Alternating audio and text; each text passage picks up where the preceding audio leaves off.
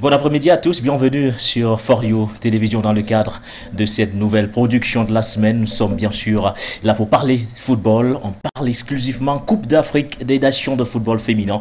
Ouais, la compétition qui s'est récemment tenue du côté du Maroc, c'est une sorte d'émission bilan.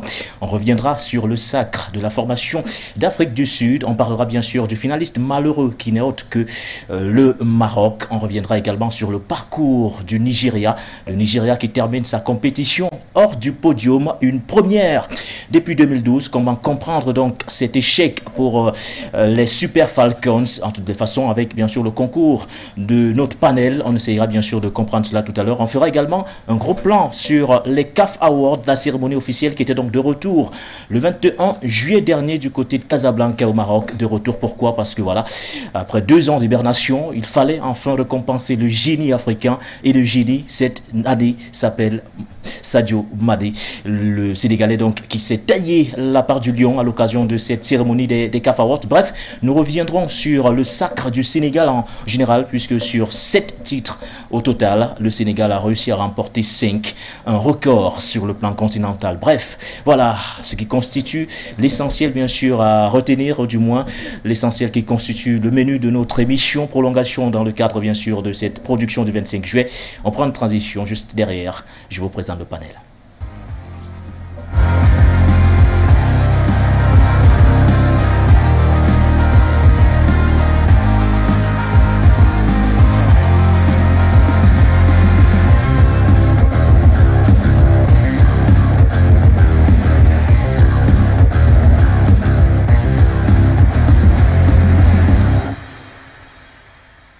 Il vit son grand baptême de feu sur For You Télévision, hier déjà en radio. Pour ceux qui nous ont suivis, vous avez eu la primeur de l'écouter en direct sur les antennes de la 96.3. Cet après-midi, il est là, il vit son grand baptême de feu en télévision pour le cadre bien sûr de cette émission de prolongation. Bon après-midi Achille Sac.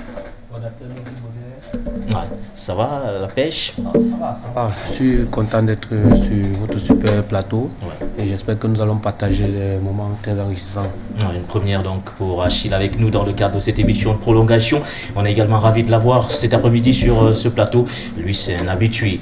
Vous avez l'habitude de le voir dans le cadre bien sûr de cette émission de prolongation. Loïc Elochfoka nous fait l'honneur une fois de plus d'être des nôtres cet après-midi. Bon après-midi Loïc. Bon après-midi Baudelaire, bon après-midi à Achille que j'ai découvert avec les auditeurs de For You hier, et avec qui on a passé un agréable moment.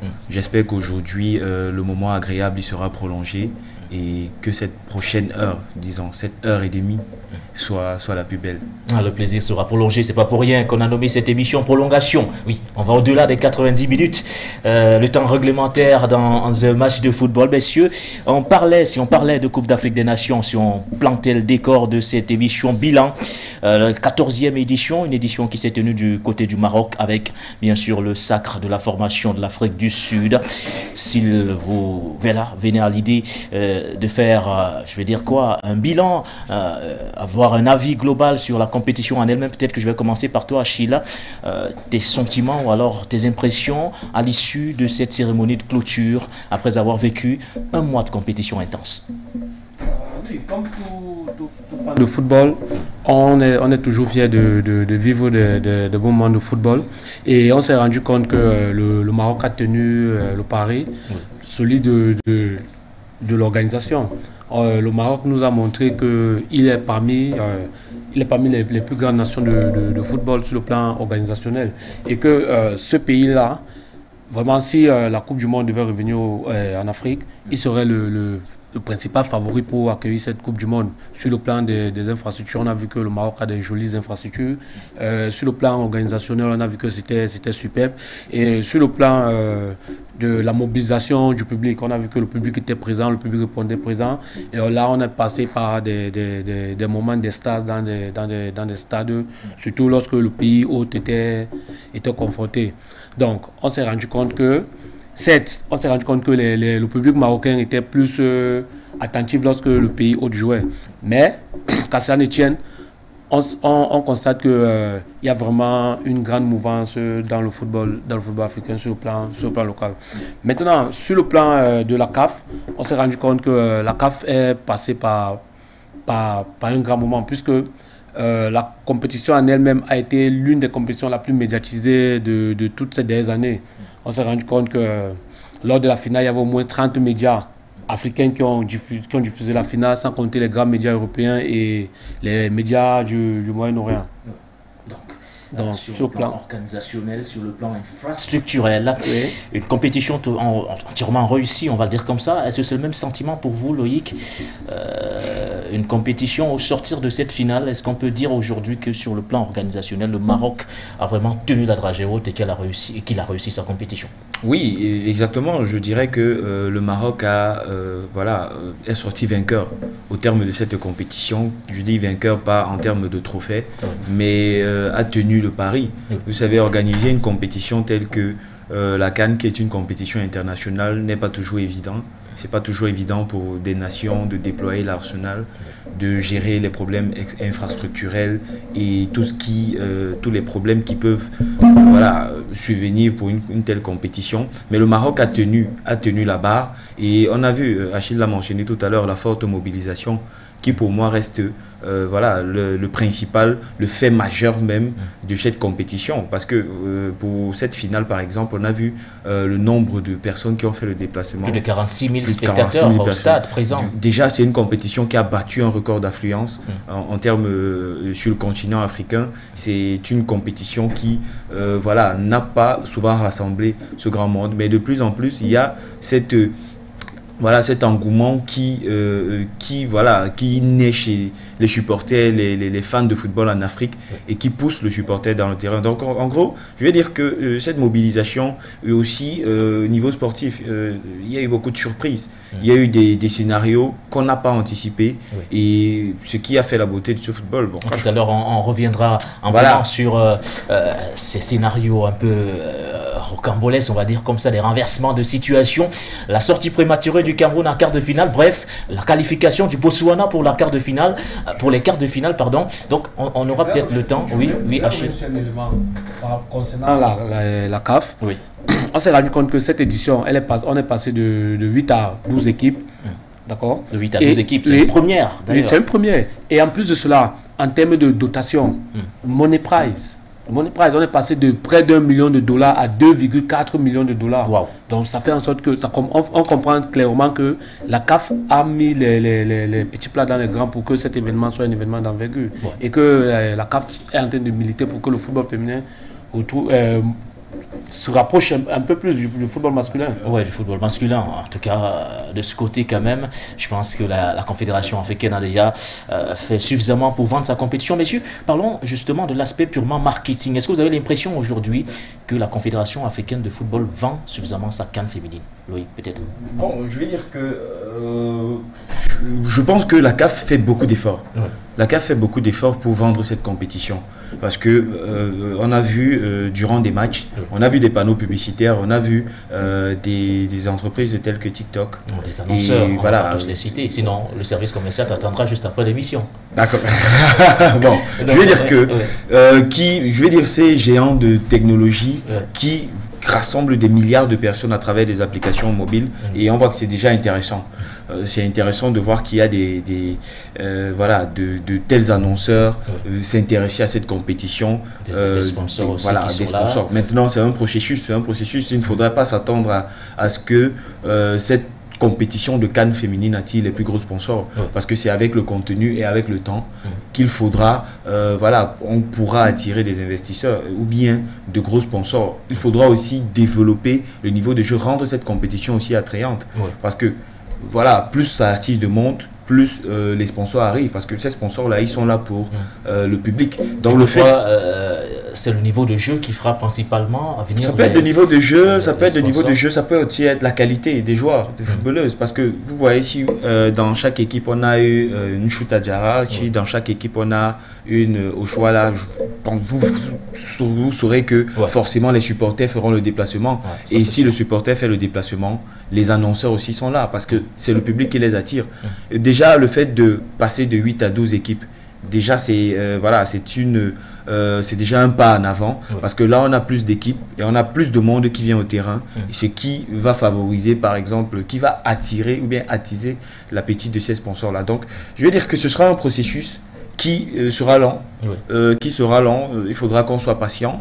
Jusqu'ici, la CAN féminine n'a pas la même cote que la CAN masculine, mais je pense que ça viendra avec cette forte mobilisation déjà des supporters. On a déjà un aperçu de ce qui pourrait, à quoi est-ce que cette compétition pourrait ressembler, surtout que la prochaine édition c'est dans 2 ans. Ah, la prochaine édition dans 2 ans, Oui, Achille, sur l'aspect marketing. La CAF est sur la bonne voie. On ne peut pas dire que la CAF est arrivée, mais la CAF est sur la bonne voie. On ne peut que voir le nombre de chaînes de télévision qui ont diffusé cette compétition, surtout la finale. Le nombre de télévisions étrangères, européennes, Moyen-Orient, jusqu'en Amérique du Sud. Oui.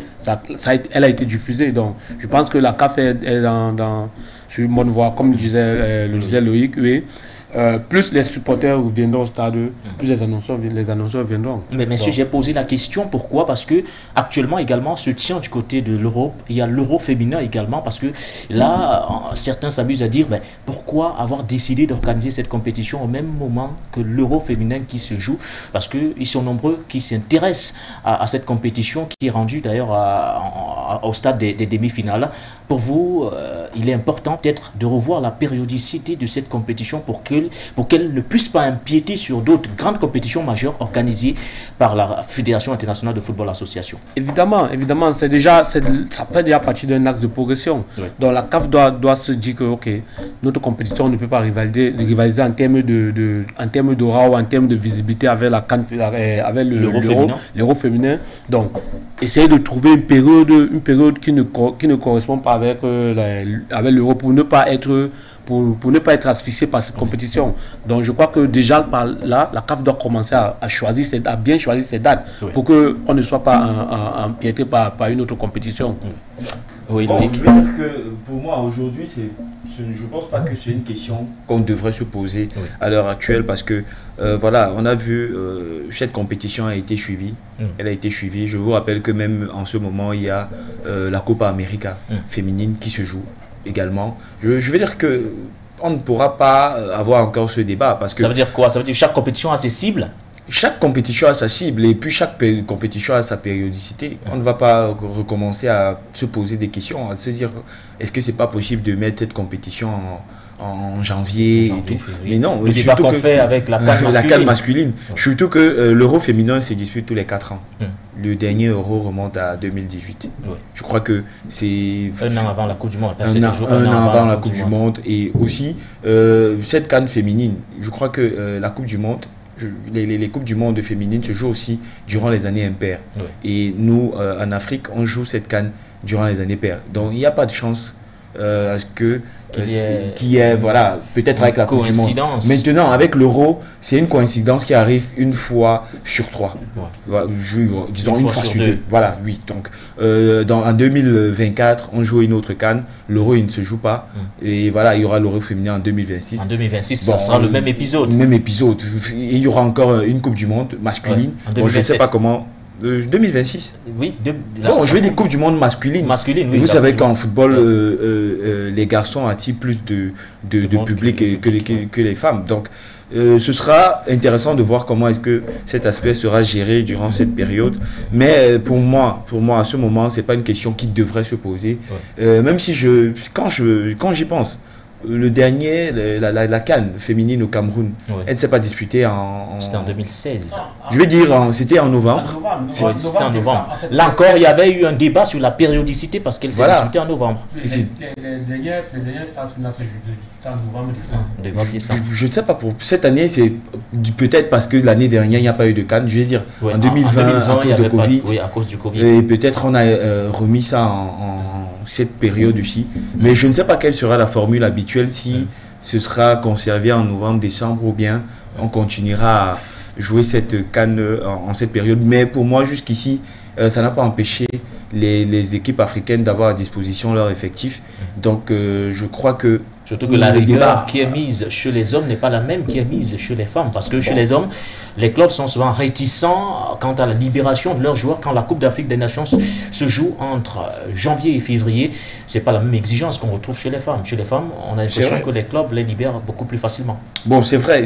Il y a plus d'argent déjà qui est mis du côté des hommes. Il y a plus d'investissements. Les investissements sont plus importants. Il y a plus de clubs professionnels chez les hommes. Donc, les enjeux sont colossaux. Je ne dis pas que le football féminin n'est pas à la hauteur. Au contraire, je pense que... Mais par rapport au football masculin, il y a encore beaucoup de retard. Le football masculin, il y a trop d'investissements qui sont en jeu et les clubs sont réticents à laisser partir leurs meilleurs joueurs. Il y a beaucoup d'argent qui sont mis là-dessus. Concernant les clubs, je pense aussi que c'est parce que les grands clubs européens n'ont pas encore à leur sein les meilleures joueuses africaines. En fait, il y a des joueuses africaines qui n'ont pas encore pris de l'importance dans ces grands clubs-là. Ça veut dire qu'on en trouve pratiquement une dans chaque grand club. Parce que je vois mal, par exemple, le Barcelone au féminin libérer Azizatou Choualat à la veille d'un match, d'une échéance en Ligue des Champions pour aller jouer une compétition avec son pays. Donc, je crois que c'est parce que les joueuses africaines sont encore dans le développement, elles ne sont pas encore arrivées à maturité ou jouer les grands rôles dans les grands clubs européens. En tout cas, j'en connais qui sont arrivés à maturité. Pourquoi? Parce qu'elles ont remporté leur premier trophée en phase finale de Coupe d'Afrique des Nations. Il s'agit de la magnifique formation des Banyana d'Afrique du Sud. On vous replonge dans les temps forts de cette finale disputée samedi dernier. C'était du côté du Maroc.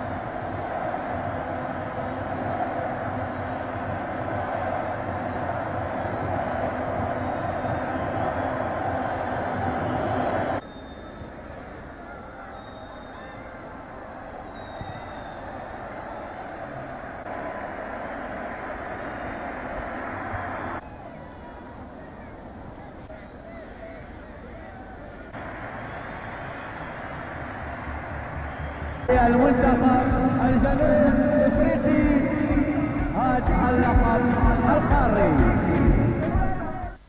C'était samedi dernier du côté du Maroc. Magaya, un doublé.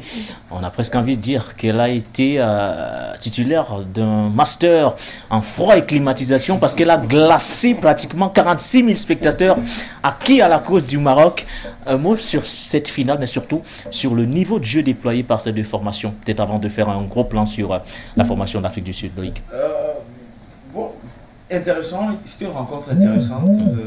Voilà, on avait le petit Pousset qui, je vais dire que le débutant est face à un ogre. Parce que l'équipe sud-africaine, malgré l'absence de trophée dans cette compétition, a montré pendant longtemps qu'elle est l'une des meilleures équipes du continent. Elle a longtemps été coude à coude avec l'équipe du Nigeria. Et puis cette année, le chemin était plus tracé. On aurait dit que c'est son destin. Cette victoire de l'Afrique du Sud, pour moi, c'est en fait l'aboutissement de plusieurs années de travail. Ça vient récompenser tout ce qui s'est passé dans cette sélection depuis de nombreuses années. Parce qu'il y a eu du doute qui s'est installé à un moment donné. On s'est dit, l'Afrique du Sud. L'Afrique du Sud. On a cru qu'elles n'y arriveront jamais. Elles n'y arriveront jamais. Comment une telle équipe, aussi pétrie de talent, avec un niveau de jeu pareil, n'arrive pas à briser ce mur de glace, ce plafond de verre. Donc, ça a été intéressant de voir cette équipe d'Afrique du Sud. D'un autre côté aussi, on a cette équipe du Maroc qui a surpris du premier jour jusqu'au dernier. Une équipe qu'on n'attendait pas à ce niveau. Mais comme j'ai l'habitude de le dire, c'est une équipe qui, disons, je vais parler là de la fédération. Oui, on aura le temps de faire une immersion dans cette formation du Maroc. Je vais dire de façon plus simple, de façon plus ramassée, je vais dire qu'il y a eu un ensemble de choses qui ont été faites du côté de cette fédération et le terrain a été l'aboutissement ou bien l'accomplissement des décisions qui ont été prises en coulisses. Donc, c'est une rencontre intéressante. On reviendra en détail, comme vous l'avez dit, sur cette équipe du Maroc. Mais comme je l'ai dit encore, c'était une rencontre très intéressante et vive le football africain. Vive le football africain. Après 5 échecs en finale de Coupe d'Afrique des Nations, enfin, l'Afrique du Sud y arrive, Achille. Un sacre amplement mérité au regard du parcours des Banyana Banyana. Oui, au regard du parcours, les Banyana Banyana méritaient de gagner ce trophée. D'entrée de jeu de la compétition, elles ont marqué le territoire. Elles ont battu le Nigeria. Elles ont battu sèchement le Nigeria. Ça, c'était d'entrée. Et on a vu clairement que cette équipe était venue là en conquérante. Donc, pour ma part, c'est une anomalie qui est réglée parce qu'on ne pouvait pas comprendre comment une telle équipe, avec une telle progression, avec un tel groupe, n'avait pas encore gagné une compétition de CAN. Donc, pour ma part, c'est vraiment une anomalie qui est réparée. Et c'est l'équipe d'ailleurs qui produisait le plus beau football sur le terrain. Et tu l'as dit, battre le Nigeria en ouverture, réussir à grappiller, ou du moins à grimper petit à petit pour ceux ici en finale et se défaire du pays organisateur. Le pays organisateur, il faut vraiment avoir de la matière, surtout de la ressource. Non, elles étaient préparées.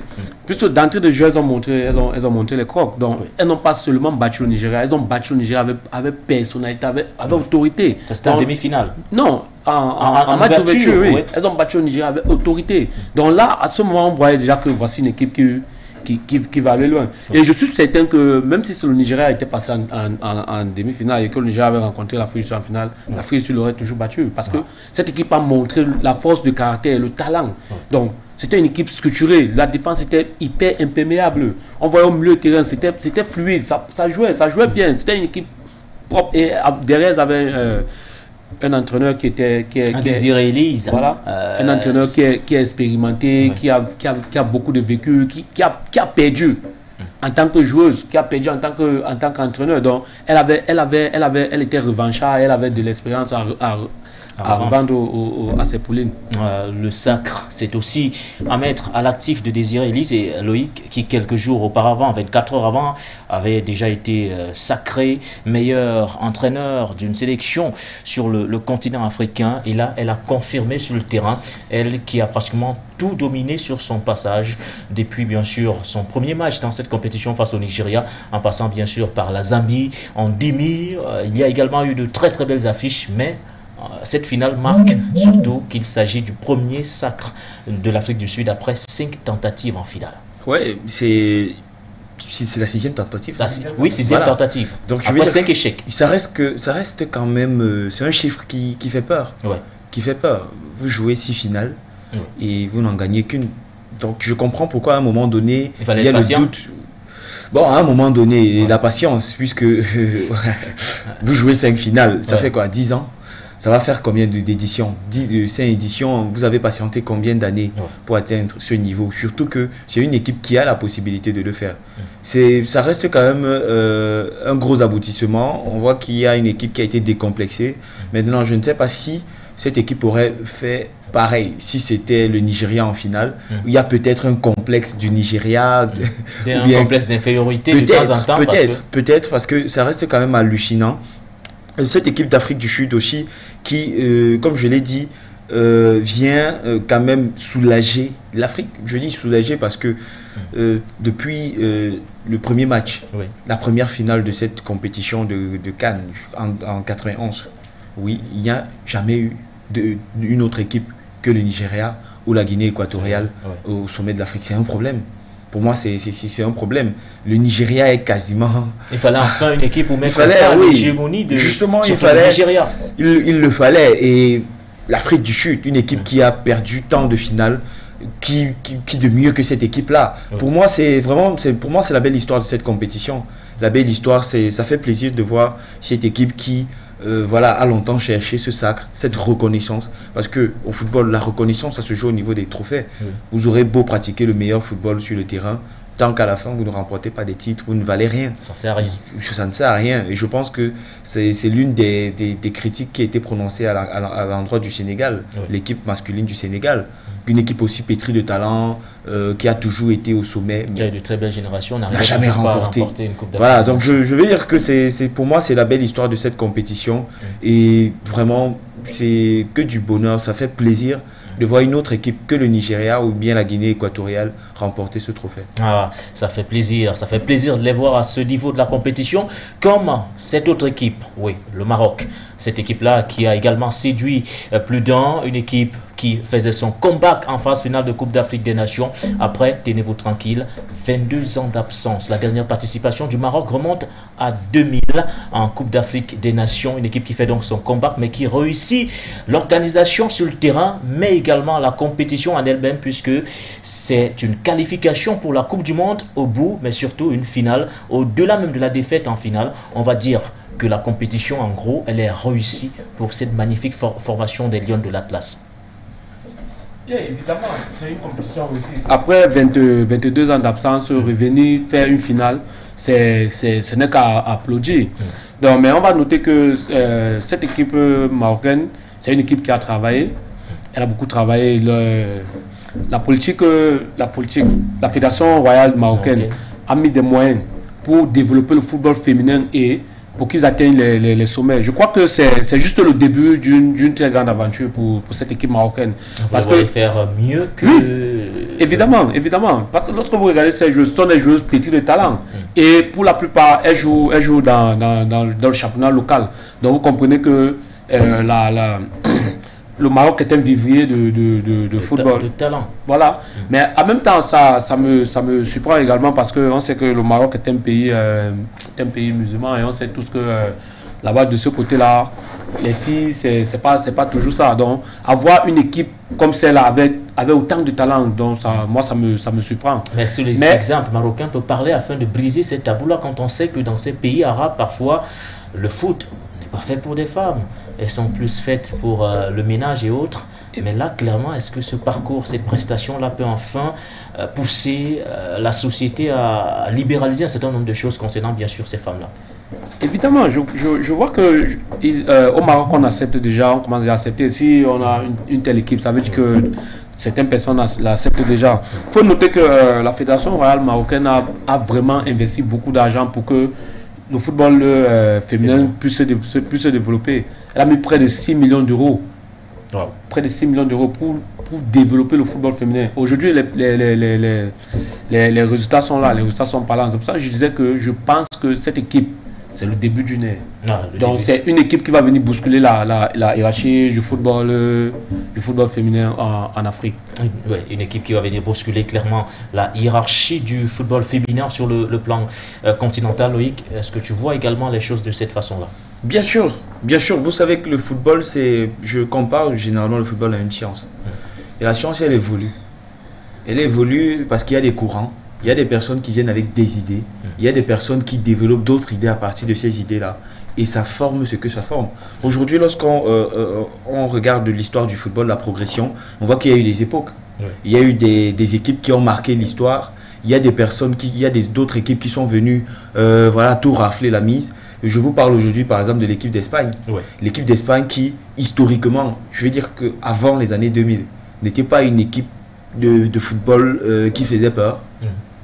Oui, certes, avait des joueurs de qualité, mais on parlait des Pays-Bas, on parlait de la France, on parlait de l'Italie, du Brésil, mais on ne parlait pas de l'Espagne. Aujourd'hui, cette équipe d'Espagne, par exemple, est arrivée en l'espace de 6 ans à bousculer la hiérarchie, à voilà, dépasser certaines nations de football en termes de trophées gagnés et s'est imposée comme l'une des nations majeures du football. Donc, je veux dire que venir de nulle part et bousculer la hiérarchie en football, c'est quelque chose qui est monnaie courante, c'est quelque chose qui, voilà, qui est même encouragé. Et au vu de ce qu'on a observé durant cette compétition, on voit que le Maroc, en termes de décisions prises, en termes de politique et en termes de jeu, a tout le nécessaire, a toutes les capacités nécessaires pour voilà, bousculer cette hiérarchie. Et niveau féminin, le football, il est assez ouvert. Il est assez ouvert parce que il y a un vaste champ de possibilités. Oui. Des équipes peuvent jouer des tours malins. Il n'y a pas encore beaucoup de nations qui se sont révélées. Et on voit qu'aussi, de notre côté, il y a des nations comme le Sénégal qui montrent des choses intéressantes. Donc, je veux dire qu'il y a moyen de voilà, d'aller bousculer cette hiérarchie. Et le Maroc a montré la voie, aux autres sélections, montrer que voilà, c'est possible lorsqu'on a une véritable vision, voilà, mettre en place un véritable projet qui pourra sur le long terme ramener une équipe au sommet du football. Au sommet du football. Et la prochaine étape, c'est quoi, messieurs? C'est la Coupe du Monde de football féminin, une compétition qui sera co-organisée par l'Australie et la Nouvelle-Zélande. Cette équipe marocaine, on la retrouvera de ce côté. Vous le prédisez, quoi, un parcours inoubliable. Peut-être bien, Achille, les voir en huitième de finale déjà? Non, peut-être les voir d'abord remporter le premier point de la compétition. Voilà.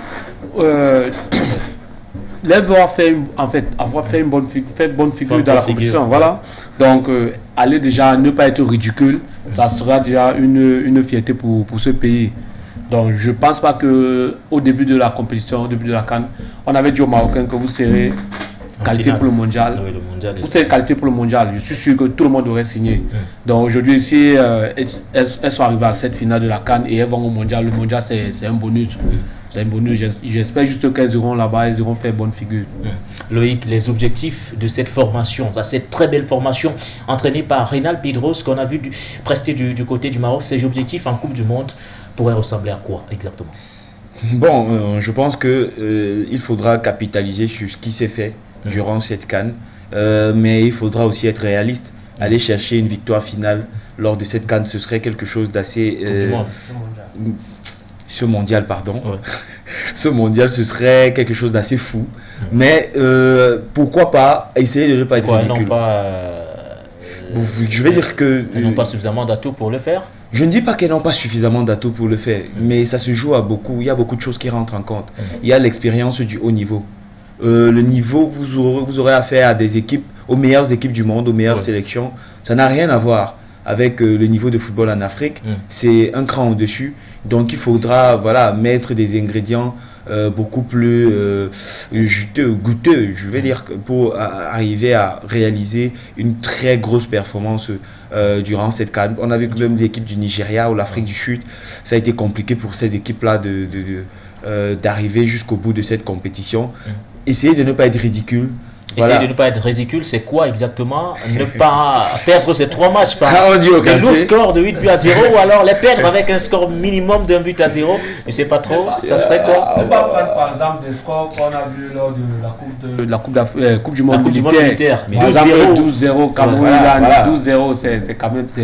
Là, c'est ridicule, ça ne faut même pas le dire. Mais de toutes les façons, le sélectionneur Reynald Pedros l'a dit plusieurs fois en conférence de presse, que l'humilité n'empêche pas d'avoir des ambitions.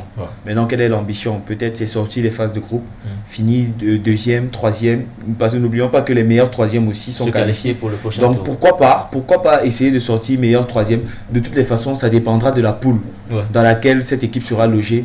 Mais avec cette compétition de CAN qu'elles viennent de réaliser, elles auront forcément un meilleur indice sur le plan FIFA et pourquoi pas bénéficier d'un tirage favorable. Un tirage favorable qui leur permettra peut-être sortir deuxième, meilleur troisième, première, on ne sous-estime pas. C'est tout ce qu'on souhaite pour ces équipes africaines. Aller au prochain tour, des équipes par le passé l'ont fait. Et voilà, à passer déjà ce premier tour, ce serait une grosse performance et la suite ne serait que du bonus. Ah, la suite ne serait que du bonus pour cette formation, cette magnifique formation du Maroc qu'on a découvert. Moi j'ai en mémoire ce dossard numéro 7, Gislan Chebak. Je ne sais pas si elle vous a fait forte impression comme moi, mais forcément c'est une joueuse prometteuse qu'il faudra suivre lors des prochaines années sur le continent. Parlons cette fois du Nigeria, une formation qui sera également du rendez-vous pour ce qui est de cette Coupe du Monde, mais qui pour la toute première fois depuis 2012 sort du podium. Est-ce que vous êtes surpris de voir le Nigeria terminer 4e de cette Coupe d'Afrique des Nations? Achille, tout d'abord. Oui, avant le début de la compétition, je ne pouvais pas imaginer que le Nigeria devait être aussi décevant. Oui. Au regard de la compétition, je trouve que le Nigeria a eu beaucoup de chances d'être mondialiste, de ne pas passer par le tour par le barrage intercontinental. Parce que je trouve que cette équipe du Nigeria était la plus faible, si on peut dire cela, la plus faible équipe de toutes les dernières éditions de la CAN. Cette équipe était amoindrie et d'entrée de jeu, l'Afrique du Sud nous a montré que c'était pas la même équipe. Donc je vous dis, voilà, je vous explique, l'Afrique du Sud les a battus, que ce soit sur le terrain, que ce soit en termes de personnalité, avec autorité. Donc on voyait que cette équipe-là, ce n'est pas les précédentes sélections. Et en plus, cette équipe n'a pas aussi été aidée par la chance. Elles ont perdu quand même leur meilleur atout. Azizat Oshoala, dès le premier match. Voilà. Donc elle a beaucoup manqué parce que Azizat Oshoala, c'est minimum 4 buts par compétition. Donc 4 buts, ça pouvait peut-être les amener à un autre niveau. Donc cette équipe-là, vraiment, c'était l'équipe la plus faible de toutes les éditions. Donc c'est pour ça que j'ai un très gros regret par rapport à la sélection camerounaise, sachant que le Nigeria a toujours été notre bête noire. Donc je me suis dit, ce Nigeria qui n'était pas aussi fort que ça, c'était une équipe prenable, donc en principe, on avait notre chance à jouer. Mais malheureusement, ça ne s'est pas fait. C'est l'Afrique du Sud qui a pris sa chance.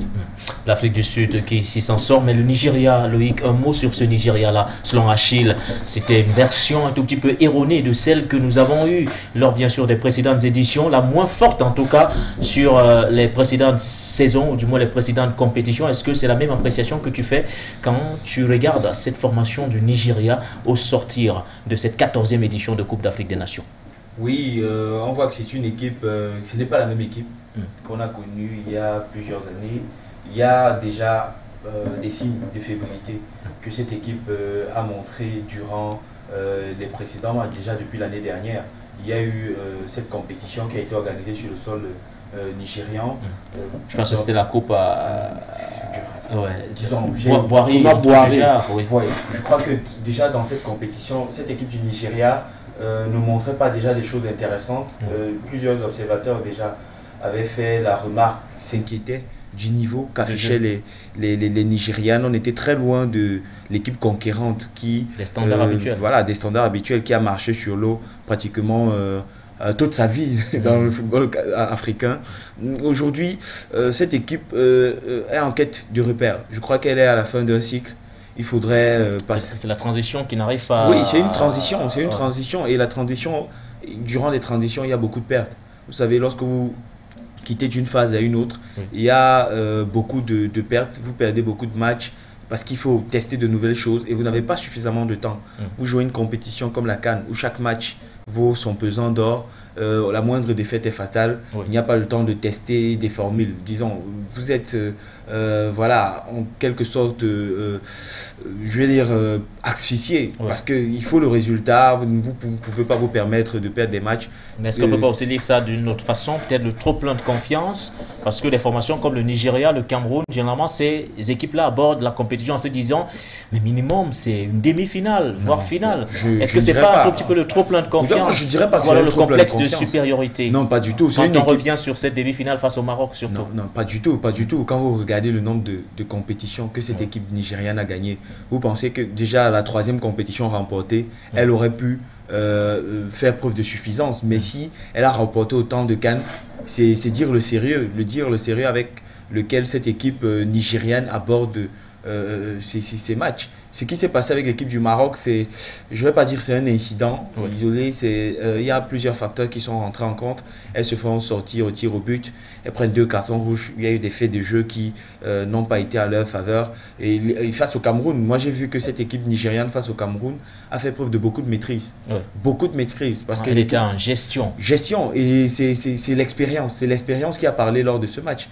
On a vu, c'est une équipe qui a profité des errances de la défense camerounaise, et a mis un but contre toute attente du jeu, qui s'est fait bousculer physiquement aussi, parce que cette équipe camerounaise a pris beaucoup de cartons dès les 30 premières minutes déjà, avec 2 cartons jaunes, dont Chouta Diarra qui est attaquante. Et généralement, on associe les fautes, les cartons jaunes des attaquants à de la frustration, parce que voilà, ils commettent facilement des fautes et tout. Et on joue encore les 30 premières minutes de jeu. Il n'y a pas une avance au score, donc il n'y a aucune raison qui aurait pu pousser par exemple les joueuses camerounaises avec cet excès d'engagement. Mais le Nigeria a fait preuve de maîtrise, a pris ce match avec beaucoup de sérieux, beaucoup de calme. Et ça s'est vu. Voilà, donc face au Maroc, comme j'ai dit, 2 cartons rouges, vous faites sortir. C'était le tournant face du match. Au pays, voilà, face au pays organisateur. C'était 2 cartons rouges là. C'était le tournant du match. Dis, bon, à un moment donné, vous jouez à 9 contre 11. Ce n'est pas la même équipe. Si le Cameroun s'est imposé en 1990 à 9 contre 11 face à la magnifique équipe d'Argentine à l'époque. Oh, bon, voilà. Les générations sont pratiquement différentes.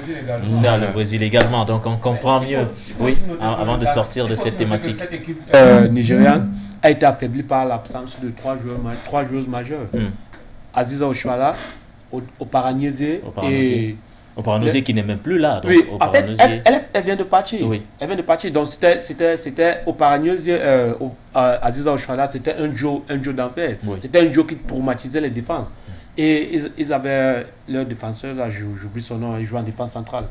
Ces 3 joueuses-là ont amplement, je vais dire quoi, manqué à cette équipe du Nigeria. Évidemment, donc, comme le disait Loïc, c'est une période de transition. Et je crois que le coach n'a pas su faire cette transition. Oui, il n'a pas su créer un groupe bien assez homogène entre, bien sûr, l'ancienne génération et la nouvelle qui fait son entrée de plus en plus. En tout cas, on espère retrouver une formation du Nigeria encore plus forte que celle durant, bien sûr, cette Coupe d'Afrique des Nations, peut-être au Mondial. Pour l'honneur de l'Afrique. Au mondial. Pour l'honneur du continent. Je connais vos positions. Je connais vos positions concernant bien sûr la Coupe d'Afrique des Nations et son histoire avec le Nigeria, qui reste d'ailleurs la sélection la plus titrée du continent avec ses 11 titres glanés sur 14 éditions. Messieurs, nous sommes donc arrivés au terme de cette première thématique. On prend une transition pour aborder la cérémonie des CAF Awards.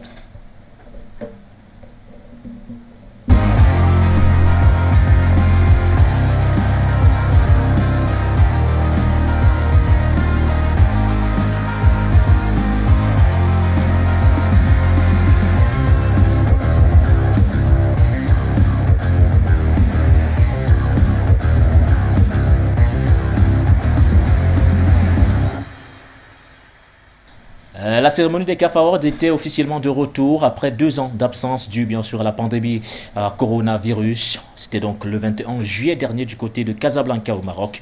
Une cérémonie entièrement qui a vu le sacre, je vous le disais d'entrée, du Sénégal. 5 titres glanés sur 7 possibles chez les messieurs, chez les hommes. Bref, l'essentiel à retenir à l'issue donc de ces CAF Awards. L'essentiel est contenu dans cet élément. Seul sur sa planète, Sadio Mané trône. Avec pour principal challenger son compatriote Edouard Mendy et son ancien camarade du front d'attaque de Liverpool Mohamed Salah, Mané s'est taillé la part du lion en décrochant le prestigieux trophée du joueur africain de l'année. Une récompense à la hauteur de la saison qu'a réalisé le Sénégalais, champion d'Afrique au mois de février dernier au Cameroun, par ailleurs vainqueur de la Coupe d'Angleterre et de la Coupe de la Ligue. Honnêtement, je suis content. Personnellement, je suis très content de recevoir ce trophée ce soir.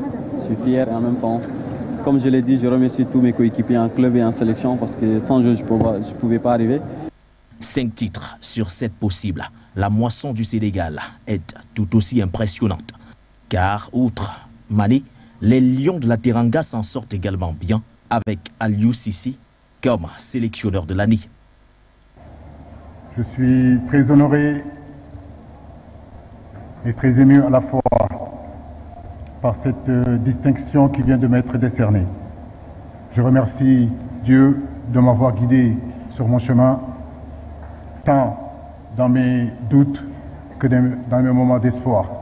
Et cet espoir est incarné par de nouveau Pape Matar Sarr, le joueur des Spurs de Tottenham, élu jeune joueur de l'année, aux côtés de l'attaquant Pape Ousmane Sako, expatrié à Simba en Tanzanie, qui remporte le titre du plus beau but de l'année. Des prouesses saluées au sommet de l'État avec ce tweet du président Macky Sall, qui après la cérémonie a qualifié cette prestation d'énorme, celle qui fait du Sénégal l'une des nations de football les plus respectées. En fin de compte, seul le gardien égyptien Mohamed El Chinaoui du Al-Ahly, élu joueur interclub de l'année, et le Wydad Casablanca désigné club de l'année, auront empêché les Sénégalais de réaliser un improbable sans faute. Dans la catégorie féminine, le titre a été remporté par la Nigériane Azizat Oshoala. La joueuse du FC Barcelone a décroché ce trophée devant la Camerounaise Adjara Chout et la Zambienne Chanda Grace. A noter également au passage le couronnement de Désiré Ellis, elle qui aura l'occasion d'aller chercher la première étoile continentale des Banyana d'Afrique du Sud dimanche prochain face aux Lions de l'Atlas du Maroc. Qui a été réalisé juste avant, bien sûr, la finale de cette 14e édition de la Coupe d'Afrique des Nations de football féminin. On en parlait d'ailleurs il y a quelques instants. Là, messieurs, parlons de cette cérémonie des CAF Awards. Tout d'abord, intéressons-nous aux dames, honneur et dames. Nous sommes des gentlemen. On parle d'Azizat Oshoala qui, une fois de plus, dévance Chout Joya Adjara. Loïc, première prise de parole. Azizat, sacre mérité. Mérité, la question ne se pose pas. C'est la meilleure joueuse africaine et probablement ce sera peut-être la meilleure joueuse de tous les temps parce qu'on n'a jamais eu une footballeuse aussi talentueuse. Elle évolue au FC Barcelone, une équipe qui écrase tout sur son passage et où aussi elle fait figure de star. Donc c'est une joueuse aujourd'hui qui fait la fierté de l'Afrique.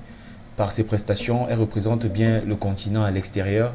Et cette 5e distinction qu'elle reçoit est quasiment tous les 2 ans. Tous les 2 ans, 2017, 2019, 2021. Omniprésente. Et c'est une grosse performance. On ne se rend peut-être pas compte. Peut-être c'est lorsqu'elle prendra sa retraite et lorsqu'on aura affaire aux générations futures qu'on se rendra compte de la difficulté que représente de gagner une distinction autant de fois. La difficulté de gagner une distinction autant de fois, Azizat Oshoala qui remporte, même si, mon cher Achille, elle ne dispute qu'une seule rencontre en phase finale de Coupe d'Afrique des Nations, sortie d'ailleurs sur blessure à l'issue de cette rencontre face à l'Afrique du Sud. Mais derrière, on a quand même pu se rendre compte qu'elle a réalisé une saison monstrueuse en club avec le FC Barcelone. 20 buts inscrits en 19 matchs disputés, toutes compétitions confondues, mais surtout une finale de Ligue des Champions féminines disputée avec son club, le FC Barcelone. Vous l'avez si bien dit, Baudelaire, c'est notre meilleure ambassadrice sur le continent. Donc Azizat Oshoala, on ne peut plus la présenter, c'est une valeur sûre du football africain. Que ce soit sur le plan des performances, sur le plan de l'image, sur le plan de star, c'est la star du football africain. Donc il n'y a pas de débat là-dessus. Donc ça prouve même, elle a 5 titres, comme vous l'avez si bien dit. Donc Azizat Oshoala, elle a mérité. Maintenant, vous avez dit elle avait un seul match de CAN disputé. Oui. Face à l'Afrique du Sud. Voilà, il faut noter que cette compétition n'a pas vraiment pesé de tout son poids dans la remise de ce trophée. Parce que je pense que ce sont ses performances sur le plan européen qui ont aidé à ce qu'elle ait ce titre. Sinon, la compétition les votes ont été bouclés presque avant la mi-parcours de la compétition. Donc avant la mi-parcours de la compétition, on ne pouvait pas se servir de cette compétition pour élire la meilleure joueuse. Mais est-ce que ça ne crée pas un autre débat sur les critères d'attribution de ce ballon d'or, notamment chez les dames, parce qu'on a l'impression que chez les hommes, il n'y aura pas de débat à redire sur le sacre de Sadio Mané, mais que chez les femmes, on se dit, mais pourquoi Azizat quand on regarde la compétition qu'elle a réalisée avec le Nigeria? Est-ce que ce n'est pas le moment aujourd'hui d'interroger vraiment les critères de sélection mis en place par la Confédération africaine de football? En fait, ces 2 ballons d'or sont dans des contextes bien différents. On va noter que Sadio Mané, il a été le meilleur joueur de la CAN. On a vu ce qu'il a fait dans les stades de Cameroun, à Bafoussam, à Yaoundé, partout. On a vu ce que Sadio Mané est capable de faire. Et il a mené son pays vers un titre continental, le titre que le Sénégal suit depuis beaucoup d'années, avec personnalité, avec maestrat. Donc on ne peut pas son titre ne peut pas être contesté. Ça ne souffre d'aucune contestation. Oui. Par contre, celui de Aziza Toshwala ne peut pas être mis dans le cadre de la performance pendant la CAN. Oui. Parce que la CAN se joue, j'ai bien dit, la CAN se joue à une période où les votes sont déjà presque bâclés. Donc, on ne peut que s'appuyer sur les faits, ce qu'elles ont fait en club. Donc, ce qu'elles ont fait en club, Aziza Toshwala est largement au-dessus. Oui. Elle joue dans l'un des meilleurs championnats. Elle est dans l'une des meilleures équipes européennes. Le Barça. Voilà. Elle fait partie des stars de ce club. Elle a 19 buts en 20 matchs. 20 buts en 19 matchs. 20 buts en 19 matchs, autant pour moi. Ouais. Sa poursuivante direct, c'est notre compatriote Adjara Shoot. En fait, on va en parler dans une minute. Voilà, sur le plan européen, Shoot Adjara, c'est 8 buts en, je crois, 22 matchs. Avec l'Inter. Voilà. Loïc, il y a une polémique qui est née sur les réseaux sociaux juste après, bien sûr, cette cérémonie des CAF Awards. La parole a été donnée à l'un de nos compatriotes. Il s'agit bien sûr de Samuel Lobé qui travaille pour une chaîne étrangère. Lui qui, juste après la cérémonie des CAF Awards, s'est posé un certain nombre d'interrogations. Il a dit, Shoot, c'est qui? Je ne connais pas cette joueuse. Elle joue dans quel club? Joue-t-elle en Europe? Est-ce que vous avez compris cette prise de position de Samuel Lobé juste après cette cérémonie des CAF Awards, durant bien sûr cette cérémonie déroulée du côté de Casablanca au Maroc? Oui, bien évidemment. Il dit ne pas reconnaître Shoot. C'est une position qui est compréhensible aujourd'hui. C'est un phénomène qu'on comprend tout de suite. Shoot Adjara est probablement l'une des meilleures joueuses de l'équipe de cette sélection camerounaise depuis un certain nombre d'années. Oui. Mais aujourd'hui, il y a ce côté, cet aspect marketing, cet aspect branding qu'elle ne rêvait pas, qu'elle n'utilise pas ou bien qu'elle ne met pas à sa propre disposition. Ouais. Vous savez, le football aujourd'hui et à l'ère des réseaux sociaux est un sport qui met en avant les individualités. Vous voyez, lorsqu'on parle même des statistiques, on parle des chiffres, on parle de la personnalité. Aujourd'hui, vous avez des joueurs comme Cristiano Ronaldo, Neymar qui rassemblent des communautés, qui ont une certaine image auprès du peuple. Oui. Oui, parce que le football, c'est un sport populaire, c'est un sport des autres, c'est le sport des fans. Oui.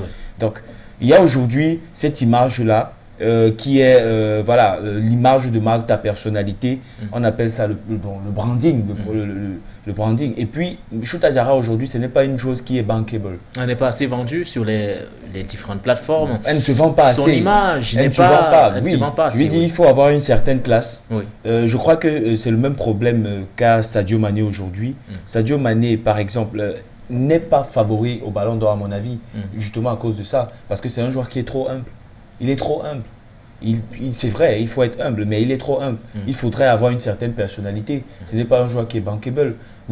Aujourd'hui, vous ne voyez pas Sadio Mané apparaître dans les publicités, par exemple, de Nike ou d'Adidas. Parce que c'est un joueur qui, voilà, il est magnifique sur le terrain. Mais il n'est pas bling-bling. Je vais dire, non, c'est pas un joueur qui va s'afficher sur les réseaux sociaux, montrer qu'il a acheté une Rolex à 12 000 euros. Non, il ne s'agit pas de ça. Il ne s'agit pas de ça. Je vais dire, il n'est pas bankable. Je vais dire son image. Vous voyez des joueurs comme Pogba, aujourd'hui Neymar. Ce sont des joueurs qui ont une image en dehors du terrain. Ils ont une certaine image. Ils ont construit une notoriété. C'est ce qui manque à Shoot Adjara. Je pense que c'est le même problème. C'est le même problème. Et aujourd'hui, vous pensez que la saison que Mané fait, si c'est Cristiano Ronaldo qui fait la même saison, laissez-moi vous dire qu'on parlera de lui favori, ultra favori. Si Ronaldo faisait la même saison, on aurait dit Cristiano Ronaldo est favori parce que c'est instinctivement, inconsciemment, implicitement. Ce sont des choses qui marquent. C'est des choses qui, on intègre ça déjà dans notre esprit. Aujourd'hui, Lionel Messi, il y a des gens qui ont parlé de Lionel Messi, qui ont dit que Lionel Messi serait en course pour le Ballon d'Or cette année parce qu'ils disent qu'il a battu le record du nombre de passes. Vous voyez déjà l'aura que Lionel Messi, je veux dire l'influence qu'il a déjà dans le mindset, dans l'esprit, dans la perception du footballeur. Il réalise une saison moyenne. Mais il y en a qui se lèvent quand même, qui réussissent à le placer favori au Ballon d'Or. Je veux dire, c'est l'image. En fait, tout ça, ça compte. Et aussi, pour revenir, il y a les derniers critères. Pour terminer, pour bloquer, les derniers critères du Ballon d'Or. Il y a 3 choses qui reviennent. Il y a les performances individuelles. Il y a les prestations collectives. Et il y a le fair play et l'image et la personnalité. Donc vous voyez, ça compte. On a une ère où le football a changé, les individualités. Il y a la carrière globale du joueur. Justement, voilà. Vous voyez que tous ces éléments aussi, des gens parlent de fair play, d'image. Ça renvoie à quoi? Le footballeur aussi doit avoir une certaine personnalité. C'est parce que voilà, c'est une personnalité publique et ça compte dans ce type de business. Ah, ça compte énormément. Shoot, il n'y a pas de débat à ouvrir là-dessus. C'est une joueuse talentueuse. Elle est dans l'une des meilleures équipes du continent, mais il lui faut soigner son image, notamment vis-à-vis des fans. Ça, c'est clair. Aujourd'hui, certains se plaignent de ne pas la connaître, de ne même pas connaître le club dans lequel elle évolue. Et ça, c'est une problématique, ça, c'est un problème. Hier, on a discuté de cela avec Loïc. Oui. On disait, connaissant Samuel Aubert, on sait que Samuel Aubert suit le football africain et particulièrement le football camerounais avec attention. C'est un Camerounais d'origine. Justement, quand j'ai suivi ça au premier degré, je me suis dit, attention, est-ce que c'est pas un fake ou c'est vraiment Samuel Aubert qui l'a dit? Mais dans la discussion avec Loïc, on s'est rendu compte que bon, sûrement c'est une métaphore en fait que Samuel Aubert utilise pour montrer que Shoot Njoya Adjara n'est pas assez représentative. Donc c'est ça qu'il joue de tout pour l'acquisition de ce ballon d'or. Elle n'est pas assez représentative. Elle manque, son image n'est pas assez grande, contrairement à celle de Shoot Adjara, d'Azizat au Choualawi. Donc, elle gagnerait vraiment à travailler là-dessus. Elle gagnerait énormément à travailler là-dessus. Elle gagnerait également à qualifier le Cameroun pour la prochaine Coupe du Monde de football féminin. Ça sera bien sûr du côté de l'Australie ou encore du côté de la Nouvelle-Zélande, car on l'imagine bien, l'attribution du Ballon d'Or 2023 passera forcément par cette compétition-là. En fait, si tu nous écoutes un instant, Adjara, tu sais ce qu'il te reste à faire. Désormais, tu dois qualifier le Cameroun pour la prochaine Coupe du Monde. Mais surtout, il faut soigner ton image, il faut surtout maximiser sur l'aspect purement marketing, il faut te faire vendre. C'est de ça qu'il est question, c'est de ça qu'il s'agit. Messieurs, parlons des hommes. On parle surtout de cette cérémonie des CAF Awards. Le Sénégal qui se donc taillé la part du lion à l'occasion, bien sûr, de cette cérémonie tenue le 21 juillet du côté de Casablanca au Maroc, avec l'événement majeur de la soirée, la remise du Ballon d'Or par le président de la Confédération africaine de football, Patrice Motsepe, à l'heureux élu, ou du moins l'heureuse élue, Sadio Mané. Un sacre logiquement justifié et mérité au regard de la saison qu'il a, même si je sais que tu as un avis partagé sur cette question. Tu viens de dire qu'il n'était pas du tout favori, mais je ne sais pas trop pourquoi. Non, je parle de Ballon d'Or. Ballon d'Or africain. France Football. France Football, oui, c'était Ballon d'Or France Football. Oui. Mané, aujourd'hui, il est le meilleur joueur africain, ça ne fait aucun doute. Il faudrait vraiment avoir l'esprit tordu ou bien être de mauvaise foi pour ne pas le reconnaître. Il est le meilleur. C'est vrai que le trône, il est menacé. Il y a Mohamed Salah également qui réalise de très belles saisons du côté de Liverpool. Comme je l'ai dit, ou bien je l'ai déjà dit sur ce plateau, même hier encore, lorsqu'on discutait encore avec Achille, je parlais de la saison. Sadio Mané joue toutes les finales. Ouais. Toutes les finales qu'il fallait jouer cette année. Il arrive au bout du championnat anglais où ça se décide à la dernière minute. À la dernière minute, on connaît le scénario fou qui s'est produit de ce côté. Il joue la finale de Ligue des Champions. Il joue la finale de la Carabao Cup. Il joue la finale de la FA Cup. Il joue la finale de la CAN. Il joue la finale, je veux dire les barrages pour le mondial. Et ils sortent vainqueurs de tous ces matchs à l'exception de la Ligue des Champions et la Première Ligue. Et on sait que ces deux compétitions lui ont été arrachées par deux grosses équipes. On a le Real Madrid et on a Manchester City. Donc c'était vraiment, il était à la limite, juste à la limite du grand chelem, tout bouclé, tout raflé sur son passage. Et il a été déterminant dans la saison du Sénégal et du Liverpool, puisque voilà, il est le meilleur buteur de cette équipe du Sénégal durant cette CAN. Il est parmi les meilleurs buteurs aussi de cette équipe de Liverpool. Je crois qu'avec Mohamed Salah, avait 3 buts au meilleur buteur avec justement, donc, il réalise une grosse saison et ça vient récompenser le joueur énorme qu'il est, récompenser cette saison magnifique. Malheureusement, je vais juste faire ce petit détour sur sa situation en club. Il a dû faire face cette année à de gros soucis puisqu'il jouait dans un positionnement qu'il n'affectionnait pas. Il faut rappeler que Sadio Mané, c'est un joueur de couloir qui va du côté, un faux ailier comme on le dit. il va du côté gauche et il repique dans l'axe pour inscrire des buts. Là, c'est sa position préférentielle. Mais cette année à Liverpool, Klopp lui a donné un rôle plutôt axial.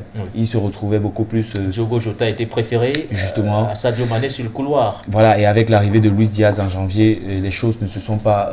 voilà, la situation s'est amenuisée. Donc, ça a été, voilà, du moins le point noir de sa saison, mais ça n'a pas été aussi fort pour l'empêcher de réaliser la saison qu'il réalise. Donc, chapeau Mané et vive le meilleur joueur africain. Ah, vive le meilleur joueur africain, ce meilleur joueur-là, qui au mois de février dernier au Cameroun, au stade Olembe de Yaoundé, permettait à sa sélection, à sa nation, à sa patrie, de soulever pour la toute première fois son premier sacre continental. Il s'agit bien sûr du Sénégal. Aujourd'hui, au regard de tous ces faits-là, on va dire que Sadio, il était comme une évidence. Évidemment. Vous savez, le Sénégal est une terre de très grands footballeurs. Donc, Sadio Mané a dépassé tous ces gars-là. Que ce soit le Sénégal a eu El Hadji Diouf en 2002, Khalilou Fadiga, Camara, Aliou Cissé, tous ces gars. Personne n'a pu faire ce qu'il a fait. Les gars, tous sont tombés. Personne n'a pu remporter une étoile à son pays. Donc, rien que pour ça, je pense que Sadio Mané méritait son ballon d'or, clairement. Et je suis de ceux qui militent, qui pensent que lorsqu'il y a une compétition continentale, d'accord, elle doit être valorisée. Ça veut dire que c'est ceux qui ont eu des meilleures performances, lors de cette compétition continentale doivent être récompensés. Donc, lorsqu'il y a une compétition continentale, le premier critère, le critère majeur doit être basé sur notre compétition continentale. Et là, Sadio Mané, il a dépassé tout le monde. Il a battu son concurrent direct qui était Mohamed Salah, il a battu en finale, il a battu lors du barrage de qualification au mondial. Donc, bien que ces trois éléments, ça lui confère son humilité par rapport au ballon d'or. Je pense que c'est un ballon d'or qui est clairement mérité.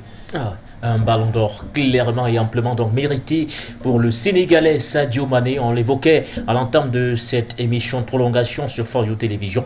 Le Sénégal a tout raflé. Le Sénégal s'est taillé la part du lion durant bien sûr cette cérémonie des CAF Awards. On parle de 5 titres glanés au total sur 7 possibles dans la catégorie masculine. On parle notamment bien sûr du titre de joueur africain de l'année. Bien sûr, il s'agit de Sadio Mané. On parle également de jeune joueur de l'année. Il s'agit bien sûr de notre ami qui a récemment signé bien sûr du côté de Tottenham, Pape Matar Sarr, du plus beau but de l'année. Oui, Ousmane Sakou est passé par là. Le sélectionneur de l'année sur le continent, Aliou Cissé en image, vous l'avez. Et bien sûr, sélection nationale de l'année sur le continent africain, c'est bel et bien le Sénégal. On n'est pas surpris, messieurs. On n'est pas surpris de voir à quel niveau le football sénégalais se trouve aujourd'hui. On n'est surtout pas surpris, Loïc, de la bonne santé du football sénégalais. Pas du tout. Pas du tout. Il y a un ensemble de choses qui ont été faites de ce côté du Sénégal. Ils ont commencé par la formation. Parce que vous savez, le football, ça me rappelle un entraîneur local qui avait dit une fois, lorsque des critiques étaient prononcées à l'endroit de son équipe, qui parlait du niveau de jeu des footballeurs camerounais. Parce qu'on lui dit, mais comment est-ce que vous expliquez la mauvaise forme ou le mauvais état de forme de votre équipe? Ce qu'il répond, c'est, ce n'est pas à lui. Ce n'est pas maintenant qu'un joueur va apprendre à faire la passe. On n'apprend pas en première division. Voilà, c'est pas en première division qu'un joueur va apprendre à faire la passe. Et ça met en exergue certaines limites du football. Par exemple, le Camerounais, on parle de la formation, qui est l'aspect, je veux dire, c'est là que tout commence. Le grand Barcelone, le grand FC Barcelone a connu la plus grande équipe de Barcelone, peut-être l'équipe la plus dominante de l'histoire du football. De ce Barcelone entre 2009 et 2011 a été composé en majorité de joueurs formés au club. Donc vous voyez à quel point c'est important de former des joueurs pour occuper ces équipes. Et c'est par là que cette équipe sénégalaise est passée. Aujourd'hui, on vous parle au Sénégal de l'académie, je ne sais pas comment ça se prononce, Aspire ou Aspire. Aspire, voilà. Qui est une académie basée normalement au Qatar, qui s'est implantée de ce côté du Sénégal. Une académie qui a un vivrier de plus de 50 000 footballeurs, vous vous rendez compte? Ils organisent des détections environ dans 75 villes du pays, du Sénégal et de la Gambie. Donc vous vous rendez compte à quel point l'accent est mis sur ce processus de détection-là. Et les meilleurs, c'est-à-dire les sélections, ils sont triés sur le volet.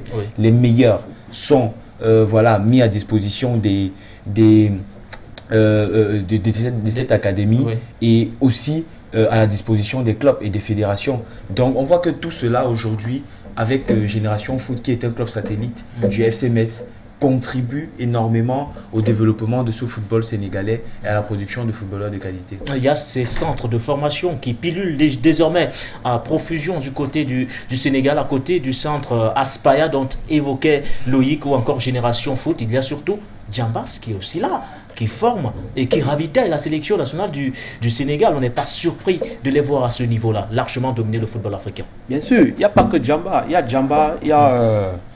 on a Djamba, on a Génération Foot, on a l'Académie du Paris Saint-Germain. On se rend compte qu'aujourd'hui, beaucoup de grands clubs viennent implanter leur centre de formation au Sénégal.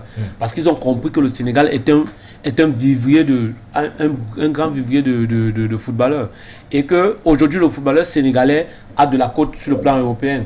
Lorsqu'un joueur quitte ses académies, comme le disait Loïc, quand on est formé, que ce soit à Génération Foot, que ce soit à Djamba, on est formé selon les normes européennes. Ils sont formés par des entraîneurs qui sont des licenciés UEFA. Parce que ce sont des centres de formation satellites. Voilà, ils sont certifiés UEFA. Donc les gars ont des formations au même titre que celui qui est au Paris Saint-Germain. Ça veut dire que celui qui quitte Génération Foot, qui se retrouve à Metz, il est de la même valeur que celui qui a été formé à Metz. Ça veut dire qu'on les évalue sur la même valeur. Vous voyez qu'aujourd'hui, le contingent sénégalais, le contingent de joueurs professionnels sénégalais est le plus vaste en Afrique, suivi du Nigeria, du Ghana, de la Côte d'Ivoire et peut-être du Maroc aussi. Donc, quand je vois ça, j'ai vraiment les regrets parce que on peut le faire aussi au Cameroun. Au Cameroun, on est pétri de talent, on le sait tous. Mais aujourd'hui, il n'y a pas de centre de formation au Cameroun. Lorsque vous regardez la sélection sénégalaise, vous vous rendez compte que 80% de l'effectif de la sélection sénégalaise est issu des centres de formation sénégalais. Donc, ils ont été formés au Sénégal, ils sont allés en France. Non, le Sénégal n'a pas eu besoin de courir derrière les binationaux qui sont formés par ailleurs. Et après, on leur fait la cour parfois pour qu'ils viennent, ils vous font du chantage. Le Sénégal choisit ses binationaux. Le Sénégal choisit ses binationaux. Alors qu'ailleurs, on les supplie carrément. Voilà, on n'a pas le choix. Bon, c'est vrai qu'il y a plusieurs facteurs qui rentrent en compte aussi dans ces décisions-là. Vous savez, l'équipe du Sénégal aujourd'hui réussit à attirer les binationaux à travers le projet. Parce que lorsque vous avez une équipe dans laquelle vous avez Edouard Mendy au goal, Koulibaly en défense, au milieu Cheikhou Kouyaté, en attaque vous avez Sadio Mané, vous avez plus de chances de séduire un binational parce que vous avez une belle ossature, vous avez un beau groupe qui se forme. Et avec des joueurs tels que, comme je l'ai dit tout à l'heure aussi, des joueurs comme Abdou Diallo qui était à cheval entre la France et le Sénégal. Koulibaly aussi a tardé avant de rejoindre cette sélection sénégalaise parce qu'il attendait l'appel du pied de cette équipe française. Mais malheureusement, bon, c'était un poste, il y avait de sacrés clients, il n'a pas été évident et puis il a décidé de faire son choix. Je veux dire qu'aujourd'hui, c'est plus facile de convaincre les binationaux avec l'effectif qu'ils ont. Mais en avant d'arriver là, il y a eu un véritable projet qui s'est aussi étendu jusqu'au choix de l'entraîneur. Parce qu'aujourd'hui, je me souviens encore des paroles de Sadio Mané avant cette compétition de la CAN où il dit « On veut gagner cette CAN pour Aliou Cissé ». Donc vous voyez, vous avez un joueur comme Sadio Mané qui est un joueur de classe mondiale, qui tutoie les sommets du football européen, du football mondial, qui prête allégeance à cet entraîneur. Un entraîneur qui, côté palmarès, n'a déjà rien prouvé. Donc ça montre à quel point le leader que l'entraîneur est. Le leader, c'est qu'il a su inculquer aux joueurs le respect qu'il a pu acquérir auprès des joueurs. Et tout cela, ça contribue aussi à l'éclosion de cette nation. Donc je pense qu'il y a tellement de facteurs. Il est arrivé en 2015, après Alain Giresse, le Sénégal sort en phase de poule de la CAN. Il a fallu du temps pour qu'il puisse former un groupe champion d'Afrique. Justement, il a fallu du temps, il a eu du temps. Il est arrivé en 2015, il prend les rênes après Alain Giresse, l'équipe sort de la CAN. En 2017, en quart de finale. Je vais dire en 2015. En 2015, avec Alain Giresse, l'équipe est sortie dès la phase de poule. Ensuite, il prend les rênes après. 2017, le projet est en marche. Maintenant, en 2017, il se fait sortir par une équipe les Lions, qui sont indomptables. Et dont on ne doute pas. Ah, il était quel en 2017. Ouais. De toute façon, peut-être avant que tu ne prennes la parole, Achille, j'ai fait un petit recensement, il est non exhaustif. J'ai pris certains joueurs quand même qui ont flirté avec la sélection nationale du Sénégal. Bon, ils ont fait plus qu'un flirt pour la plupart, mais qui viennent de Génération Foot, de ce centre de formation. Il y a Papis Demba Cissé que vous avez connu, il y a Sadio Mané qui est également passé par Metz, il y a Diafra Sakho que vous avez connu, Emmanuel Adebayor, le Togolais, il est également passé par le centre de formation Génération Foot. Il y a surtout Ismaël Assar qui joue actuellement du côté de Watford. L'évidence, elle est là. Ces centres-là sont des exemples, des modèles à suivre sur le continent. Peut-être en les multipliant, on pourrait contribuer peut-être à l'éclosion de nombreux autres talents sur le continent qui pourront permettre au football africain d'atteindre pratiquement peut-être le niveau rêvé sur le plan mondial. De l'autre côté, à Djamba, par exemple, oui. Il y a Gana Gueye qui est sorti de Djamba. Gana Gueye, effectivement. Il y a Karabondji qui est sorti de Karabondji, en 2017, voilà, défenseur central et capitaine d'ailleurs de cette formation. Il y a Tchèque Kouyaté qui sort de Kouyaté, le milieu de terrain. Donc, le Sénégal a vite compris. Le Sénégal a vite compris. Ils ont mis sur place une politique qui permet de mettre les jeunes dans les bonnes conditions, dans les meilleures conditions, et ça suit. Vous voyez qu'aujourd'hui, ce sont des centres de formation qui viennent s'implanter au Sénégal. Ce n'est pas le Sénégal qui les appelle. Ce sont ces centres de formation. Pourquoi? Parce que le joueur sénégalais a de la côte aujourd'hui. Voilà, a de la côte sur le marché. Ce qui n'est pas le cas si on fait le parallèle avec le joueur camerounais. Vous vous rendez compte que les joueurs sénégalais jouent dans les meilleurs clubs européens. Donc un joueur sénégalais, le club européen le signe sans avoir peur, parce qu'on sait que déjà dans leur formation, ils ont été formés pour être des professionnels. Oui. Donc ils ont un bon suivi. Aujourd'hui au Sénégal, c'est au moins 10 académies. Et chaque année, il y a minimum 20 à 25 joueurs qui signent professionnels venant du Sénégal. Wow. C'est hallucinant, c'est énorme. On n'est pas surpris de les voir à ce niveau, nos amis sénégalais. On le rappelait, ils ont tout raflé. Ce titre également de meilleur sélectionneur de l'année à l'UCC. De la patience, il en fallait à l'UCC afin de créer un groupe suffisamment homogène pour aller soulever le trophée continental en 2022. Peut-être également un modèle de persévérance à suivre sur le plan continental, mais surtout peut-être un modèle à suivre également, un modèle qu'on devrait impulser, une mouvance qu'on devrait impulser au sein de nos bancs de touche sur le continent, parce que là, on a un entraîneur local qui est là depuis 2015, qui fait de très très bonnes choses. Peut-être aussi l'occasion est donnée à ces formations du continent qui continuent à considérer les sorciers blancs, entre guillemets, comme étant des solutions magiques qui leur permettraient de remporter des titres sur le plan continental. Aliou Cissé mérité. En 2019, on se souvient que je crois c'est Belmadi qui a remporté ce titre. En 2019, et 2022, Aliou Cissé, deux entraîneurs locaux. Oui. Donc on comprend aisément que les autres fédérations gagneraient plus à suivre cet exemple. Dieu merci, la nôtre a suivi l'exemple en nommant Rigo comme entraîneur national. Donc vraiment c'est mérité. Parce que comme vous avez si bien dit, le sorcier blanc, généralement ces sorciers blancs, quand ils arrivent dans nos pays, ils ne connaissent vraiment pas l'histoire du pays, ils ne connaissent pas comment ça se passe, ils ne connaissent pas. On a tous été témoins du chaos que Paul Hogan a créé dans notre sélection. Parce qu'il ne disent après la coupe. Justement, parce qu'il ne maîtrisait pas comment ça se passait au Cameroun. Il ne savait pas comment un capitanat se transmet au Cameroun. Il ne savait pas comment, il ne connaissait pas nos mœurs, il ne connaissait pas nos habitudes. Oui. Par contre, avec un entraîneur local, ça ne peut pas se faire. Oui. Donc, Aliou Cissé vraiment mérité un exemple de persévérance. J'ai une image en tête. Je me souviens lors de la finale 2019 face à l'Algérie. Le Sénégal a perdu. Tout le monde, les joueurs ont la tête dans les chaussettes et consorts. Aliou Cissé réunit tous ces gars au milieu du stade. Il les parle pendant près de 10 minutes. Ouais. Cette image m'a marqué. J'ai compris que ça, c'est un leader. Voilà, que ça, c'est un homme de valeur, que ça, c'est un grand leader. Et j'étais convaincu, sincèrement, que lors de la CAN 2022 que le Sénégal devait être champion, j'étais l'une des personnes qui croyaient en leur victoire, malgré que mon cœur battait pour les Lions indomptables. Le cœur battait pour les Lions, mais on a l'impression qu'il battait encore plus pour le Sénégal, avec bien sûr Aliou Cissé à la tête de cette formation. Loïc, une récompense logique. Le Sénégal qui a fait confiance à Aliou Cissé pendant plus de 7 ans aujourd'hui, il est là, il fait du bon boulot, il a surtout réussi à séduire sur le plan du jeu. Aujourd'hui, le Sénégal est l'une des équipes à craindre quand il faut bien voir se déployer sur le plan mondial. Là, clairement, il est en train de réussir sa mission. Bien sûr, et il est en train de réussir sa mission et c'est couplé par un effectif aussi de qualité. Parce qu'en dehors des prestations sur le terrain, il y a quand même des noms qui font peur, des noms qu'on entend.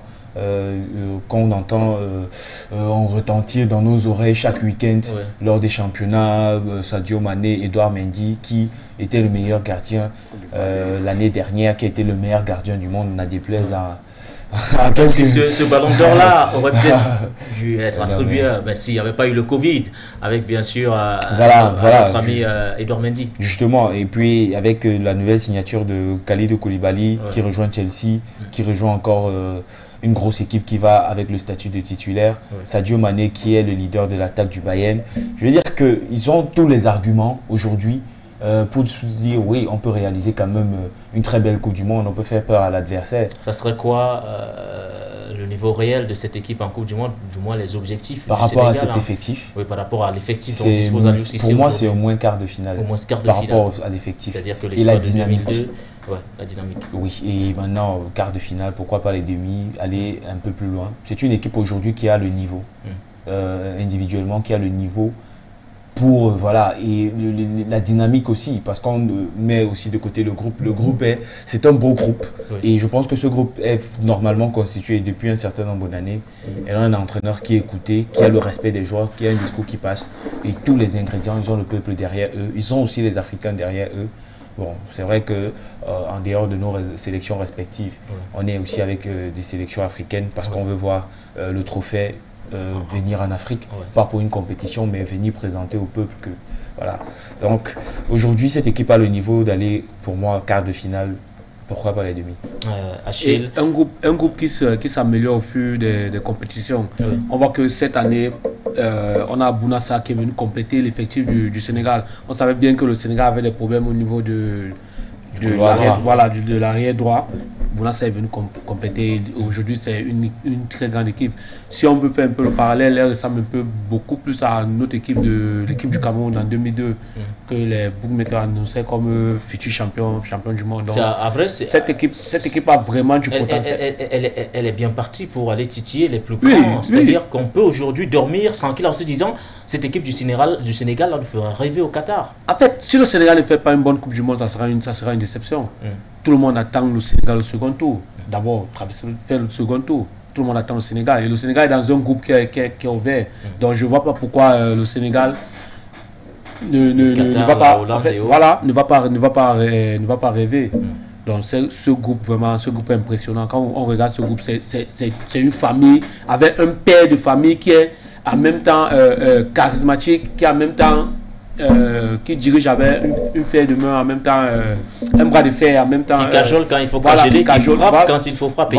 Voilà. Donc c'est une belle équipe, une famille avec un chef de famille super motivé et rempli d'expérience. Un chef de famille rempli, mais surtout pétri de talent et d'expérience. Aliou Cissé, sacré donc meilleur sélectionneur du continent sur l'année civile qui vient donc de s'écouler. Rendez-vous est donc pris pour la prochaine cérémonie des CAF Awards. Ça sera en 2023. Peut-être aussi le mondial pourra compter pour quelque chose dans l'attribution de ce ballon d'or africain, quand on sait bien sûr que Sadio Mané sera représenté ou du moins représentera le Sénégal et que Mohamed Salah ne sera absolument pas. Bien sûr, le mondial c'est la plus grande vitrine. C'est les plus grands joueurs de notre ère se sont révélés au mondial. Donc on sait que le mondial, tout le monde entier a les yeux rivés. Donc lorsque vous faites une performance remarquable, ça ne peut pas passer inaperçu. Donc Sadio Mané gagnerait beaucoup plus en étant très performant lors de ce mondial. Un avantage de plus pour Sadio Mané sur Mohamed Salah, cette Coupe du Monde qui s'annonce au Qatar, Loïc, c'est sûr que si Sadio fait mieux un avantage qu'un huitième de finale ou alors qu'un quart de finale. Le prochain ballon d'or africain. Oui, le prochain ballon d'or africain. Il y aura d'autres peut-être prétendants, il n'y a pas que ça là. Donc, mais c'est déjà Toko Ekambi, Vincent Bouakar avec le Cameroun qui sera également représenté, Akraf Hakimi avec le Maroc et autres. Ou alors Thomas Partey avec le Ghana. Bon, il faudra qu'on voit d'abord la saison en club. Parce que le mondial à lui seul ne sera pas. Voilà, ce ne sera pas le critère, voilà, le seul critère, ce sera peut-être un critère décisif, mais déjà il a un avantage de jouer cette compétition de plus, ou une compétition qui a une certaine cote, donc il pourra par rapport à la concurrence se distinguer, mais n'oublions pas aussi que dans cette concurrence-là, il y en aura aussi qui joueront cette Coupe du Monde. Donc, se limiter seulement à Salah pour la course à ce futur ballon d'or, pour moi, serait un peu réducteur. En tout cas, il en est à 2 titres. C'est les 2 plus grands ambassadeurs du football. Mohamed Salah, ça dit. Oui, mais ça récompense sur une saison. C'est sur une saison. Ça ne récompense pas ta carrière. Mais si en une saison, Sébastien Haller ou bien Franck Kessié, ça se récompense sur une saison et non sur ce qui s'est passé les années précédentes. Une saison énorme. Il a réalisé Sadio Mané, ce qui lui a valu d'ailleurs le titre, le prestigieux titre de footballeur africain de l'année. En tout cas, toutes nos félicitations encore à Sadio Mané, mais plus généralisé, on va les généraliser bien sûr, nos félicitations à tout le peuple sénégalais qui a réussi quand même à placer de très très bons ambassadeurs. On parle d'Aliou Cissé pour ce qui est de ce prestigieux trophée de sélectionneur de l'année sur le plan. On parle de Pape Matar Sarr, le plus jeune joueur. On parle d'Ousmane Sako, le plus beau but de l'année sur le plan continental. On parle de Sadio Mané en tant que joueur africain de l'année, mais surtout on parle du Sénégal en tant que sélection de l'année sur le continent. C'est le bilan donc de cette cérémonie des CAF Awards qui s'est tenue le 21 juillet dernier, sans oublier bien sûr la catégorie féminin. On parle bien sûr d'Aziza Tochouala, ballon d'or féminin du continent. On parle également de Désiré Ellis qui a été élu, ou du moins sacré, meilleur entraîneur d'une sélection féminine de football. Voilà, c'est tout ce que nous avons prévu pour vous cet après-midi dans le cadre de cette nouvelle production de la semaine de prolongation football sur For You Télévision. Peut-être l'occasion m'est donnée afin de vous remercier les gars. Une fois de plus, vous avez bravé les intempéries, vous avez bravé les embouteillages, vous avez été au-delà, on a fait 90 minutes. On n'aura pas de prolongation, mais bref. Achille, c'était un plaisir de t'avoir sur le plateau. Plaisir partagé, forcément, on se reverra la semaine prochaine pour une nouvelle production, tout comme Loïc qui était également là cet après-midi. Merci Loïc. Merci Baudelaire et merci de nous avoir suivis. Merci également à vous, vous qui avez été nombreux à nous suivre. On n'oublie bien sûr pas nos télé-auditeurs, nos internautes qui sont nombreux sur Facebook, sur toutes nos différentes plateformes, sur les réseaux sociaux. Merci à vous, amis téléspectateurs. Abolo assurait bien sûr la diffusion de cette émission. On se trouve la semaine prochaine. Les programmes se poursuivent sur For You Télévision.